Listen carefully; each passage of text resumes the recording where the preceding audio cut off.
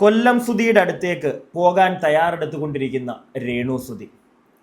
രേണുസുധി, എന്തിനാണ് ചേച്ചി നാട്ടുകാരുടെ വായിരിക്കുന്ന തെറി ഇങ്ങനെ കേട്ടുകൊണ്ടിരിക്കുന്നത്?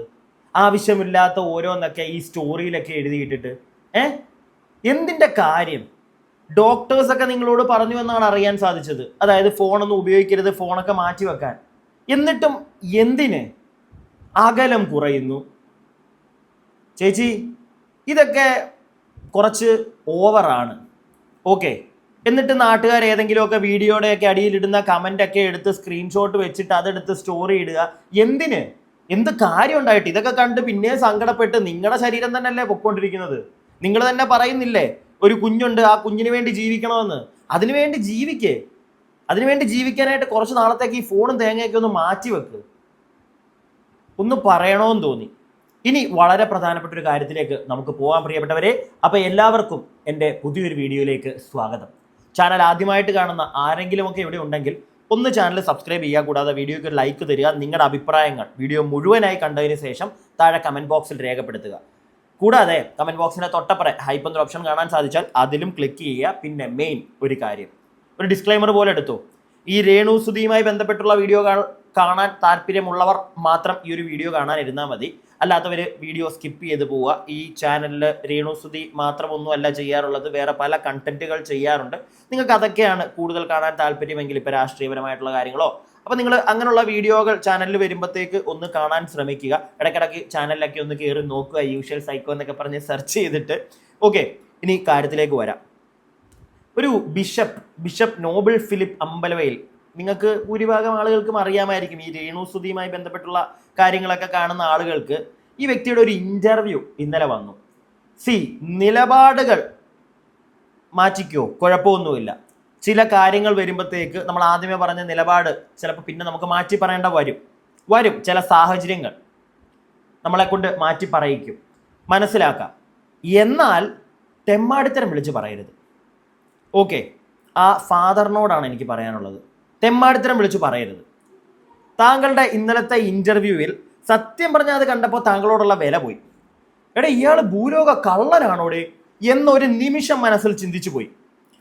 ആ വ്യക്തി കാണുന്നുണ്ടെങ്കിൽ ബിഷപ്പെ ക്ഷമിക്കുക. ഓക്കെ, ഒരു നിമിഷം എനിക്കത് തോന്നിപ്പോയി. ചിലപ്പോൾ എൻ്റെ തെറ്റായിരിക്കാം. നിങ്ങളിൽ ആർക്കെങ്കിലും അങ്ങനെയൊക്കെ തോന്നിയിട്ടുണ്ടോ? ഒന്ന് കമൻറ്റ് ബോക്സിൽ പറയണേ. കാരണം കംപ്ലീറ്റ്ലി വന്നിട്ട് മനസ്സിലാക്കാം ബിഷപ്പെ, നിങ്ങൾക്ക് ഓപ്പോസിറ്റ് നിന്ന സ്ത്രീ അവർക്കിപ്പോൾ വയ്യാതെ അങ്ങനെ കിടക്കുന്ന ഒരു സ്ത്രീയെ പറ്റി നമ്മൾ കുറ്റം പറയാനോ അവരെ വലിച്ചു കീറാനോ ഒന്നും പോകാതിരിക്കുക. മനസ്സിലാക്കാം, അവർ നിങ്ങൾക്ക് എന്തെങ്കിലും ഉപദ്രവം ചെയ്തിട്ടുണ്ടെങ്കിൽ അതൊക്കെ ക്ഷമിച്ചു കൊടുത്ത് അവരോട് നല്ല രീതിയിൽ നിൽക്കുന്നത് വളരെ നല്ല കാര്യമാണ്, മനസ്സിലാക്കാം.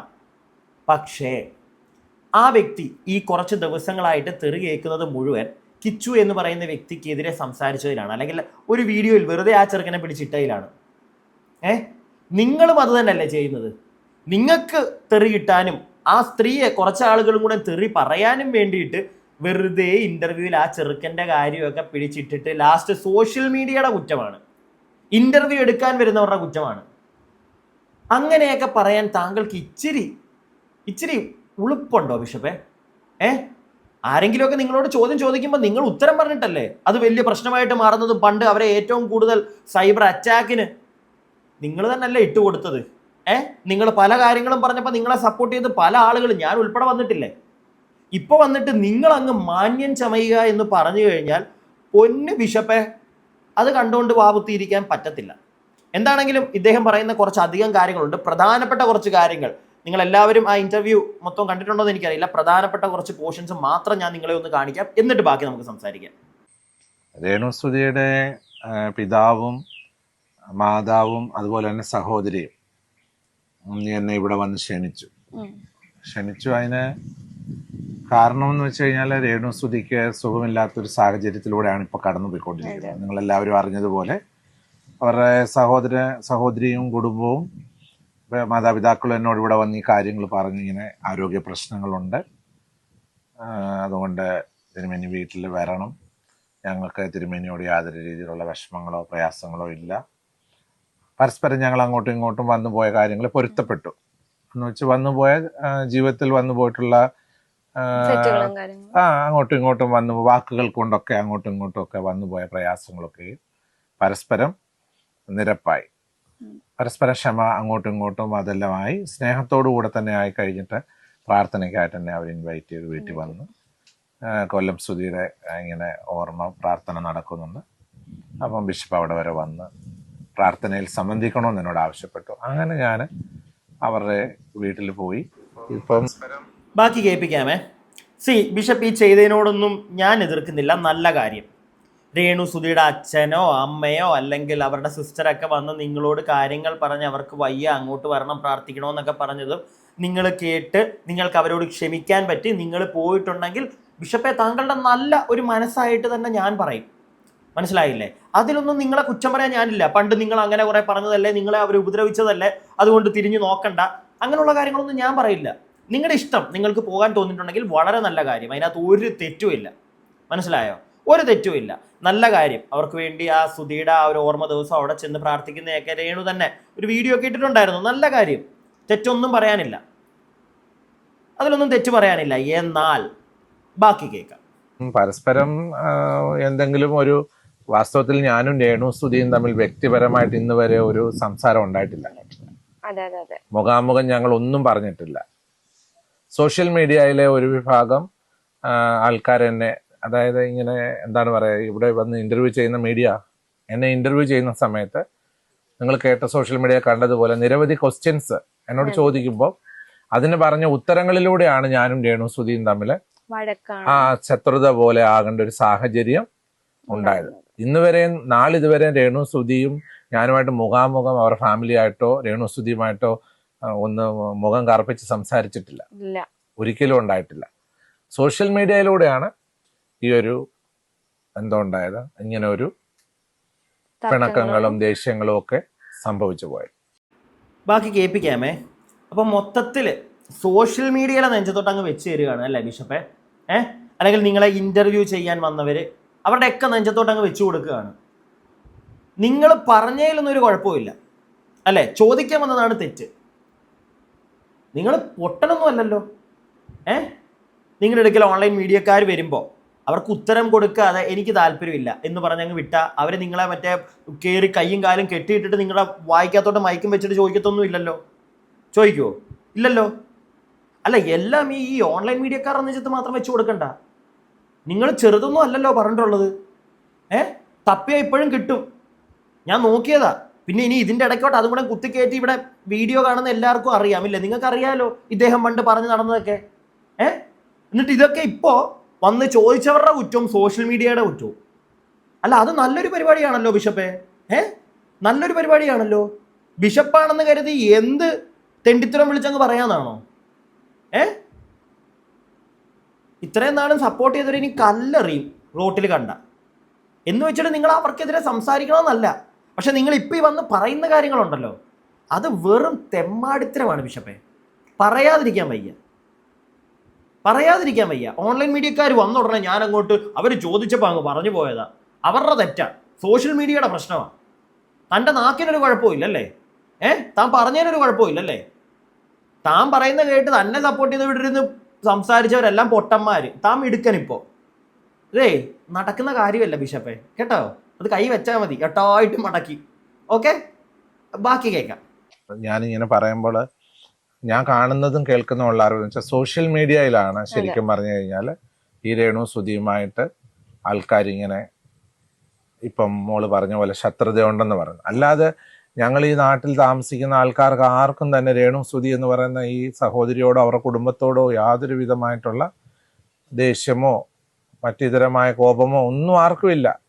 സോഷ്യൽ മീഡിയയിലാണ് ശരിക്കും പറഞ്ഞു കഴിഞ്ഞാൽ സൈബർ ബുള്ളിങ്ങിലൂടെയും ഒക്കെയാണ് അവരെ ഇങ്ങനെ, പിന്നെ അവരുടെ ജീവിത മാർഗത്തിന് വേണ്ടിയിട്ട് അവർക്ക് ദിവസവും ജീവിച്ചു പോകാനായിട്ട് അവർ ജോലി ചെയ്തൊരു സഹോദരിയാണ്. അവർക്ക് അറിയാവുന്ന രീതിയിൽ അവർ പ്രൊമോഷൻ ചെയ്യുമായിരുന്നു, അവർക്ക് അറിയാവുന്ന രീതിയിൽ അവർ ഉദ്ഘാടനങ്ങൾക്ക് പോകുമായിരുന്നു, അവർക്ക് അറിയാവുന്ന സ്റ്റേജ് പ്രോഗ്രാമിന് പോകുമായിരുന്നു. അതൊക്കെ അവരുടെ ജീവിത സന്ധാരണത്തിനായിട്ട് അന്നന്ന് ജീവിതം. കാരണം കൊല്ലം സ്തുതി മരണപ്പെട്ട ശേഷം ആ കുടുംബം മുൻപോട്ട് പോകണം. അവർക്കൊരു വസ്തുവും വീടും ഉണ്ടെന്നും പറഞ്ഞ് അവരുടെ ജീവിതം മുന്നോട്ട് കൊണ്ടുപോകാൻ കഴിയത്തില്ല. അപ്പൊ അവർക്ക് സന്തോഷമായ ഒരു ജോലി എന്ന് പറയുന്നത് അവർക്ക് ഇങ്ങനെയുള്ള കാര്യങ്ങളിൽ ഏർപ്പെട്ട് കടന്നു പോകുക എന്നുള്ളതാണ്. ഈ ഇന്ത്യ മഹാരാജ്യത്തിൽ ജീവിക്കുന്ന എത്രയോ സഹോദരിമാര്, പുരുഷന്മാര് അവരവർക്ക് ഇഷ്ടമുള്ള ജോലി ചെയ്യുന്നു. നമുക്ക് അവരെ വിമർശിക്കാൻ നമുക്ക് അതിന്റെ ആവശ്യമില്ലെന്നുള്ളതാണ് എൻ്റെ ഒരു അഭിപ്രായം. കാരണം മകൻ കിച്ചു ഇറക്കിയ ഒരു വീഡിയോ ഫാദർ അത് കണ്ടിട്ടുണ്ടായിരുന്നോ? ഞാൻ വീഡിയോ കണ്ടിട്ടില്ല. എന്നെ ഇന്നലെ വിദേശത്തു നിന്നൊക്കെ എൻ്റെ ബന്ധുമിത്രാദികൾ വിളിച്ച് സംസാരിച്ചു. ഇത്രയും രോഗക്കിടക്കയിലായിട്ട് ആ പ്രിയപ്പെട്ട സഹോദരി മരണത്തെ മുഖാമുഖമായി കണ്ട സന്ദർഭത്തിലൂടെയാണ് അവരിപ്പോൾ കടന്നു പോകുന്നത്. അതുപോലുള്ളൊരു സാഹചര്യം. കാരണം അവർ ICUവിലും ഒക്കെ ആയിരുന്നു കഴിഞ്ഞ ദിവസങ്ങളിൽ. അങ്ങനെയുള്ള സന്ദർഭത്തിൽ നമ്മൾ എന്ത് ചെയ്യണം? അങ്ങനെയുള്ള സന്ദർഭത്തിൽ എന്തെങ്കിലും ഒരു വേദനകളോ കുറ്റങ്ങളോ ഉണ്ടെങ്കിൽ ആ സന്ദർഭത്തിലല്ല നമ്മൾ എന്ത് ചെയ്യേണ്ടത്. ഞാൻ മുമ്പേ പറഞ്ഞതുപോലെ അത് പറയുകയോ എടുക്കുകയോ ചെയ്ത് അവർ സുഖം പ്രാപിച്ച് വന്ന ശേഷം ഒരു അമ്മയും മകനുമാണെങ്കിൽ അത് വീട്ടിൽ വെച്ച് പറഞ്ഞു തീർക്കാവുന്ന കാര്യങ്ങളാണെങ്കിൽ പരസ്പരം പറഞ്ഞു തീർക്കേണ്ട കാര്യങ്ങളാണ്. അതങ്ങനെ സോഷ്യൽ മീഡിയ കേൾപ്പിക്കാമേ. അവസാനം പറഞ്ഞ കാര്യത്തോട് മാത്രം ഞാൻ യോജിക്കുന്നു. കാരണം അത് ഞാൻ ഓൾറെഡി നേരത്തെ പറഞ്ഞതാണ്. കിച്ചു ഇപ്പോഴത്തെ ഒരു അവസ്ഥയിൽ അവൻ തിരിച്ചൊന്നും പറയാൻ നിൽക്കണ്ടായിരുന്നു. ഇപ്പോഴത്തെ അവരുടെ അവസ്ഥയിൽ നമുക്ക് ആകെ അവരോടുള്ള കുറച്ചു പേർക്കെങ്കിലും ഒരു സ്നേഹം ഇപ്പോൾ ഉള്ളത് അവരുടെ ആ അവസ്ഥ കണ്ടുകൊണ്ടാണ്. സോ ആ ഒരു അവസ്ഥയിൽ കിടക്കുന്ന ഒരു വ്യക്തിയെ തിരിച്ചൊന്നും റിപ്ലൈ ചെയ്യാനോ, കാരണം അവർക്ക് നല്ല പെയിനുണ്ട്, അവരുടെ മെന്റൽ സ്റ്റെബിലിറ്റി ആകെ കയ്യിൽ നിന്ന് പോയിരിക്കുന്ന അവസ്ഥയായിരിക്കും. അവർ ഇനി എന്തെങ്കിലുമൊക്കെ ചിലപ്പോൾ വിളിച്ചു പറഞ്ഞേക്കും. മനസ്സിലായോ? സോ അങ്ങനെ ഇരിക്കുന്ന ഒരു അവസ്ഥയിൽ അവരെന്തെങ്കിലുമൊക്കെ കാണിച്ചോട്ടെ എന്ന് പറഞ്ഞ് വിട്ടുകളയേണ്ടതായിരുന്നു. അതിന് പകരം വന്നിരുന്ന് വേറെ രീതിയിലുള്ള ഒരു സംസാരം അതൊന്നും വേണ്ടായിരുന്നു. അത് മാത്രം നിങ്ങൾ എല്ലാവരും ഒന്ന് മനസ്സിലാക്കുക. ഇപ്പം വേണ്ടായിരുന്നു എന്ന് വെച്ചിട്ട് രേണുസുതി മൊത്തത്തിൽ കറക്റ്റാണ് എന്നല്ല പറയുന്നത്. ഓക്കെ, അവരുടെ അവസ്ഥയെ മനസ്സിലാക്കുന്ന ആളുകൾക്ക്, കിച്ചുവിനെ മനസ്സിലാവുന്ന ആളുകൾക്ക് ഓക്കെ കിച്ചു ഇതുകൊണ്ടായിരിക്കും ഉണ്ടായിരിക്കുന്നത്, അവർക്ക് വയ്യ എന്ന് പറഞ്ഞ് ബോധമുള്ളവർക്ക് അങ്ങനെ അത് കളയാൻ പറ്റും. കിച്ചുവിൻ്റെ ഒരു റിപ്ലൈയുടെ ആവശ്യമില്ല അവിടെ. പിടികിട്ടിയോ? പിന്നെ അമ്മയും മകനും തമ്മിലുള്ള വിഷയം വീട്ടിൽ തീർക്കുക, അത് ഓഫ് കോഴ്സ് അമ്മയും മകനും തമ്മിൽ മാത്രമല്ല, എന്തൊരു പ്രശ്നം ഉണ്ടെങ്കിലും വീട്ടിൽ തീർക്കാൻ പറ്റിയാൽ വീട്ടിൽ തീർക്കുക. സോഷ്യൽ മീഡിയയിലോട്ട് കൊണ്ടുവരുമ്പോഴത്തേക്ക് അത് വേറെ പലതരത്തിൽ ഡൈവേർട്ടായി പോകും. മനസ്സിലായോ? മാക്സിമം എല്ലാവർക്കും പ്രശ്നങ്ങളുള്ളവരാണ് അവർ. Maximum out of social media അത് ഡീലാക്കാൻ പറ്റിയാൽ അത്രയും നല്ലത്. അത് വോട്ടവർ എന്തും ആയിക്കോട്ടെ. സോഷ്യൽ മീഡിയയിലേക്ക് വരുമ്പോഴത്തേക്ക് അത് കയ്യിൽ നിന്ന് പോകും. ഓക്കെ, അത് കയ്യിൽ നിന്ന് പോകും. പിന്നെ പറഞ്ഞിട്ട് കാര്യമില്ല. ഇവിടെ ഇപ്പോൾ രേണുസുതി, കിച്ചു ഇവരുടെയൊക്കെ കാര്യത്തിൽ പണ്ട് തൊട്ടേ കയ്യിൽ നിന്ന് പോയ കേസ് കെട്ടുകളാണ്. ഇപ്പം കുറച്ച് കാര്യങ്ങൾ ഇനി ബിഷപ്പ് പറയുന്നുണ്ട്, നമുക്ക് അത് കേൾക്കാം, എന്നിട്ട് ബാക്കി. വന്ന് എന്തെങ്കിലും കാര്യങ്ങൾ പറയുന്നുണ്ടെങ്കിൽ അതിലൂടെ മറ്റുള്ളവർക്ക് വിമർശിക്കാൻ ഒരു അവസരമാവുകയല്ലേ ഉള്ളൂ. അപ്പം രേണുസുതിക്ക് സ്വന്തമായിട്ടൊരു യൂട്യൂബ് ചാനൽ ഉണ്ടെന്നാണ് ഞാൻ കേൾക്കുന്നത്. അവരവരുടെ രോഗവിവരങ്ങൾ അവരെ സ്നേഹിക്കുന്നവരെ അറിയിക്കുന്നു. അവരെ സ്നേഹിക്കുന്നവരും അവരെ ചേർത്ത് പിടിക്കുന്നവരെയും അവരുടെ അപ്ഡേറ്റ്സുകൾ അവർ അറിയിക്കാറുണ്ട്. എനിക്കിന്ന് ഓർമ്മയില്ല, ഇന്ന് ക്ഷീണമാണ്, അല്ലെ ഇന്ന് എനിക്ക് പ്രയാസമുണ്ട്, അല്ലെ ഇന്ന് ഞാൻ ഹോസ്പിറ്റലിൽ പോയി. അവരവരുടെ കാര്യങ്ങൾ അറിയിക്കുന്നു. അവരെ സ്നേഹിക്കുന്നവരത് കാണുന്നു. അവരെ വിമർശിക്കേണ്ടവർ അതിൻ്റെ അടി കമന്റുകൾ എഴുതുന്നു. പക്ഷെ സ്വന്തം മകനെന്ന് അവര് വളർത്തി. ബിഷപ്പേ, ഒരു കാര്യം ചോദിച്ചോട്ടെ, ഈ വിമർശിക്കുക അങ്ങനെയുള്ള കാര്യങ്ങൾ പറഞ്ഞല്ലോ, എന്തെങ്കിലും വന്ന് പറയുമ്പോഴത്തേക്ക് പിന്നെ സോഷ്യൽ മീഡിയയിൽ ആൾക്കാർ പിന്നെ വിമർശിക്കും, അവരുടെ അഭിപ്രായം പറയാൻ നിൽക്കും. ഇതൊക്കെ താങ്കൾക്ക് അറിയാല്ലേ? അങ്ങനെയാണെങ്കിൽ ഇപ്പം അവർക്ക് അസുഖമാണ്, അതിൻ്റെ പേരിൽ അവരൊരു സ്ത്രീയാണ് എന്ന് ചിന്തിച്ചുകൊണ്ട് താങ്കൾക്ക് പണ്ട് ഒരുപാട് അലിഗേഷൻസ് ഇവർ പറയുകയും ചുമ്മാ കണാകുണ വർത്തമാനങ്ങളും പരിപാടികളും ഉണ്ടായ സമയത്ത് നിങ്ങൾ എന്തിനാണ് ഈ ഓൺലൈൻ മീഡിയക്കാരുടെ ഫ്രണ്ടിൽ വന്നിരുന്ന് കഥ പറയാൻ പോയത്? എന്ത് കാര്യത്തിന് ഒന്നും മിണ്ടാതിരിക്കായിരുന്നല്ലോ? നാട്ടുകാർക്ക് വിമർശിക്കാനും അങ്ങനെയുള്ള കാര്യങ്ങൾക്ക് ഇട്ടുകൊടുക്കണ്ടായിരുന്നല്ലോ? അന്നൊന്ന്, ഇന്ന് വേറൊന്ന് അല്ലേ?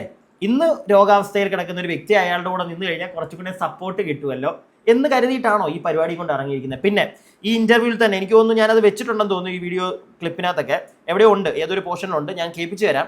ഈ വീടിനെ പറ്റി പറയുന്നുണ്ട്. എടാ, താൻ ഈ വീട് തിരിച്ചങ്ങ് മാന്തി തൻ്റെ തറവാട്ടിൽ കൊണ്ട് വെക്ക്, അതായിരിക്കും ഏറ്റവും നല്ലത്. ഓക്കെ, ഏറ്റവും നല്ലൊരു കാര്യം അത്. ആ വെച്ചു കൊടുത്ത വീടുണ്ടല്ലോ, അല്ലെങ്കിൽ ആ സ്ഥലം ഉണ്ടല്ലോ, താൻ അത് മൂടോടങ്ങ് എടുത്തോണ്ട് പോകും, അതായിരിക്കും നല്ലത്. അല്ല, സത്യം പറഞ്ഞാൽ ഇന്നത്തെ ഈ ഒരു ഇന്റർവ്യൂ കൂടെ കണ്ടു കഴിഞ്ഞപ്പോൾ എനിക്ക് അങ്ങനെ തോന്നിയത്. ഒരു ലിമിറ്റില്ലേ കൊടുത്ത സ്ഥലത്തിനെ പറ്റി പറയുന്നതിന്? ഇത് എപ്പോഴും അത് തന്നെയാണ്. നിങ്ങൾ ബാക്കി കേക്ക് കൊണ്ടുവന്ന അങ്ങനെ അവർക്ക് എഗനസ്റ്റ് ആയിട്ട് പറയുമ്പോൾ തീർച്ചയായിട്ടും നമ്മൾ എന്താ ചെയ്യുന്നത്? നമ്മൾ മലർന്നു കിടന്ന് തുപ്പുന്ന പോലൊരു അനുഭവം ആ കൊച്ചു പയ്യൻ കാണിച്ചു വെച്ചിരിക്കുന്നു. എനിക്ക് ആ മോൻ അത് കാണിച്ചതിനോട് യോജിക്കാൻ പറ്റുന്നില്ല. ഒരിക്കലും അത് പറയേണ്ടിയില്ലായിരുന്നു. അതൊക്കെ വരുന്ന ഉടനെ അവരെ വേദനിപ്പിക്കുകയല്ല ചെയ്യേണ്ടതെന്നുള്ളതാണ്. പ്രത്യേകിച്ച് ഈ രാഹുൽ ദാസ്, ഞാൻ കിച്ചു എന്ന് വിളിക്കാൻ ആഗ്രഹിക്കുന്നില്ല. എൻ്റെ കയ്യിൽ അവരുടെ സർട്ടിഫിക്കറ്റ് ഒക്കെ ഇവിടെ ഇരിക്കുന്ന സർട്ടിഫിക്കറ്റിനകത്ത് രാഹുൽ ദാസ് എന്നാണ് അദ്ദേഹത്തിൻ്റെ പേര്. ഈ രാഹുൽ ദാസ് എന്ന് പറയുന്ന വ്യക്തിയോട് എനിക്ക് പറയുവാനുള്ളത്, നീ സഹായിക്കണമെന്ന് ഞാൻ നിന്നോട് ആവശ്യപ്പെടുന്നില്ല. നീ സഹായിക്കണ്ട. അനേകർ നിന്നെ സഹായിച്ചാണ് നീ തരത്തിലൊക്കെ എത്തിയിരിക്കുന്നത്. അതുകൊണ്ട് ദൈവത്തെ വിളിച്ച് ശാന്തമായിട്ട് നീ ജീവിക്കാനാണ് എനിക്ക് നിന്നോട് പറയാനായിട്ടുള്ളത്. അത് പറയാനുള്ള അതോറിറ്റി എനിക്കുണ്ട്. മാടപ്പള്ളിയിലോ പ്ലാന്തോട്ടത്തിലോ അഹങ്കാരം കാണിക്കാൻ വരികയും ചെയ്യണ്ട. അതുകൂടെ എനിക്ക് പറയാനുണ്ട്. കാരണം ഈ വസ്തുവിൻ്റെ ഉടമസ്ഥൻ ഞാനായിട്ടാണ് ഇവിടെ ജീവിക്കുന്നത്. ഇവിടെ വന്ന് ബഹളം എടുക്കാനോ ശല്യം എടുക്കാനോ ഒന്നും വരണ്ട. രേണുസുതി ഒരു രോഗിയാണ്. ഇവിടെ വന്ന് അങ്ങനെ എന്തെങ്കിലും ഇനി ആ പെൺകുട്ടിയെ ആക്ഷേപിക്കുന്ന വീഡിയോ പുള്ളിക്കാരൻ ഇടുവാണെങ്കിൽ നിയമ നടപടികളുമായിട്ട് ഞങ്ങൾ മുന്നോട്ട് പോകാൻ തന്നെയാണ് തീരുമാനിക്കുന്നത്. എൻ്റെയും കൂടെ ഒരു തീരുമാനം അതാണ്. നിയമ നടപടികളുമായിട്ട് പോകും. കാരണം അവരൊരു ലേഡിയാണ്, ഒരു സുഖമില്ലാത്ത സ്ത്രീയാണ്. ഏതറ്റം വരെ നിയമ നടപടികളുമായിട്ട് പോകാം, അറ്റം വരെ ആ കുടുംബവുമായിട്ട് ചേർന്ന് നിന്ന് മാക്സിമം നിയമ നടപടികളായിട്ട് അവനവൻ്റെ കാര്യം നോക്കി ജീവിക്കുന്നതായിരിക്കും ബെറ്റർ. അവൻ്റെ കാര്യം നോക്കി ജീവിക്കട്ടെ. ആ സഹോദരി അവരുടെ കാര്യം നോക്കി ജീവിക്കുന്നുണ്ടല്ലോ. ഇവിടെ അവർക്കൊരു വീട് സ്ഥലവും എല്ലാവരും കൂടെ ചേർന്ന് കൊടുത്തിട്ടുണ്ട്. അതൊക്കെ ഈ നാട്ടുകാർക്ക് അറിയാവുന്ന കാര്യം തന്നെയാണ്. വീഡിയോ ഇടാൻ ആർക്കാ പറ്റാത്തത്? ഈ രാഹുൽ ദാസിന്റെ വിവരങ്ങളെല്ലാം ഈ നാട്ടുകാർക്കെല്ലാം അറിയാവുന്ന. ഞാൻ ഈ നാട്ടിൽ ജീവിക്കുന്ന ആളാ. ഞാൻ വിദേശത്തു നിന്ന് ഇവിടെ ജീവിക്കുന്ന ആളാ. എന്നോട് നിരവധി പോലീസുകാർ എന്നെ വിളിച്ച് പല കാര്യങ്ങൾ എൻക്വയറി ചെയ്തിട്ടുണ്ട്. ആ സമയത്തൊക്കെ രാഹുൽ ദാസിനെ പറ്റി ഞാൻ നല്ല അഭിപ്രായമാണല്ലോ, ഒന്നും അറിയാതെ. ഇപ്പോഴാണല്ലോ വിവരങ്ങൾ ഞാൻ അറിഞ്ഞുകൊണ്ടിരിക്കുന്നത്. രാഹുൽ ദാസ് കൂടുതലൊന്നും നല്ലതാകാൻ ശ്രമിക്കേണ്ട. നമുക്കറിയാം കാര്യങ്ങൾ. ആരും നല്ലതാകണം ശ്രമിക്കേണ്ട. എല്ലാവരും ഒരു വെടിക്കുള്ളത് കയ്യിലുള്ളവരാ. രാഹുൽ ദാസ് ഇത് നിങ്ങൾ കൊടുക്കണം, മാറ്റമൊന്നും ചെയ്യണ്ട. രാഹുൽ ദാസിന്റെ ഒരു വെടിക്കുള്ളതൊക്കെ ഉണ്ട്. ചിലപ്പോ പ്രായത്തിന്റെ അല്ല, അഹങ്കാരം. അങ്ങനെ തന്നെ കൊടുത്തോളൂ. അഹങ്കാരമായത് ഈ വീട്ടിൽ വന്ന അഹങ്കാരം കാണിക്കാൻ നോക്കത്തില്ല. കാരണം ഇവിടെ പല നാട്ടുകാരും അത് നാട്ടിലുള്ള ആൾക്കാർ അതിനെപ്പറ്റി ഇപ്പൊ ചർച്ച ചെയ്തോളുണ്ട്. ചോര തിളയ്ക്കുക ബിഷപ്പിന്റെ. എടോ ബിഷപ്പേ, തൻ്റെ വീട് ഇനി ആ ചെറുക്കിന് താൻ കൊടുക്കണ്ട. ഓക്കെ, തൻ്റെ സ്ഥലത്തിരിക്കുന്ന ആ വീടുണ്ടല്ലോ, അത് താൻ തന്നെ എടുത്തു. കിച്ചു കാണുന്നുണ്ടെങ്കിൽ ആ വീട്ടിലൊന്നും പോയി താമസിക്കാതിരിക്കുക. ഓക്കെ, ആ ഋതപ്പം വലുതായി കഴിയുമ്പോൾ അവനോടും പറയുക. ഇല്ലെങ്കിൽ ആജീവനാന്തം ഈ ഈ ഈ ഐറ്റം ഉണ്ടല്ലോ ഇപ്പോൾ കഥ പറഞ്ഞുകൊണ്ടിരിക്കുന്നത്, അങ്ങോട്ട് പോകുന്നോണം വരെ ഇയാൾ ഈ കണക്ക് പറഞ്ഞുകൊണ്ടിരിക്കും. നാണമില്ലേ? ഒരു ബിഷപ്പല്ലേ? കൊടുത്ത സ്ഥലത്തിൻ്റെ കണക്ക് എത്ര കാലം കൊണ്ട് താനിങ്ങനെ പറഞ്ഞുകൊണ്ടിരിക്കുക? ഒരു ലിമിറ്റില്ലേ? എല്ലാത്തിനും ഒരു ലിമിറ്റില്ലേ? താൻ ഈ സോഷ്യൽ മീഡിയ ബുള്ളിങ്ങിനെ പറ്റി പറയുന്നുണ്ടല്ലോ, താൻ ഈ ചെയ്യുന്നതിന് ഒരു ലിമിറ്റില്ലേ? എന്നും ഇത് തന്നെ. അയാളുടെ ചലം. എന്നെ ചലോ പോകുമ്പോൾ എല്ലാം കൂടെ ചലത്തുവോ മേളിലോട്ട്? അല്ല, അറിയാൻ പാടില്ലാണ്ട് ചോദിക്കുക. പിന്നെ കിച്ചു ഞാനും എടുത്ത് പൊക്കി തലയിലൊന്നും വെക്കത്തില്ല കേട്ടോ. കാരണം കുറേ കാര്യങ്ങൾ നമ്മൾ ഈ അടുത്തായിട്ട് അറിയുന്നുണ്ട്. അപ്പോൾ അതൊക്കെ കേൾക്കുമ്പോഴത്തേക്ക് നമുക്ക് എടുത്ത് തലയിലൊന്നും വെക്കാൻ തോന്നുന്നില്ല. കാര്യങ്ങൾ അറിയാത്ത ഒരുപാട് ആളുകളുണ്ട്. ഇപ്പോഴും എടുത്ത് തല വെക്കുക. ഞാൻ ഒന്നും പറയുന്നില്ല. നിങ്ങളുടെ ഇഷ്ടമാണ്, യുവർ പേഴ്സ്പെക്റ്റീവ്. ഓക്കെ, കാര്യങ്ങൾ അറിഞ്ഞു കഴിഞ്ഞാൽ നാളെ നിങ്ങൾ തന്നെ നല്ല കരിങ്കല്ല് വലിച്ചെറിയും. അതുപോലത്തെ കയ്യിലിമ്പൊക്കെ ഉണ്ട് കയ്യിൽ. പിന്നെ ഇവർ ഈ പറയുന്ന കണക്ക് പോലീസ് സ്റ്റേഷൻ അങ്ങനെ മാത്രമല്ല, അതല്ലാതെ ഔട്ട് ഓഫ് ദാറ്റ് ബോക്സ് വേറെ പല കഥകൾ. ഞാനൊന്നും പറയാൻ ആഗ്രഹിക്കുന്നില്ല, അതിൻ്റെ ആവശ്യമില്ല. പക്ഷേ എന്തു ആയിക്കോട്ടെ, ആ പയ്യനെ കുറ്റം പറയാനോ ഇപ്പോഴത്തെ ഈ സാഹചര്യത്തിൽ രേണു കാണിക്കുന്ന പരിപാടികൾ അത് നിർത്തുക. അതുപോലെ തന്നെ ഇതുപോലുള്ള ബിഷപ്പുമാർ മാറി വീട്ടിലിരിക്കുക. വീണ്ടും ആ സ്ത്രീയെ കല്ലെറിയിക്കാൻ കുറേ ആൾക്കാരെ ഇറക്കരുത്. ആ പയ്യനെ എന്ത് കാര്യത്തിന്? അവനവൻ്റെ കാര്യം നോക്കി പോട്ടെ. ഇവിടുന്ന് ഒരു ഏറുപടക്കം അങ്ങോട്ട് എറിഞ്ഞപ്പോഴേ തിരിച്ച് ഇങ്ങോട്ടെണ്ണം എറിഞ്ഞിട്ടുള്ളൂ. പിടികിട്ടിയോ?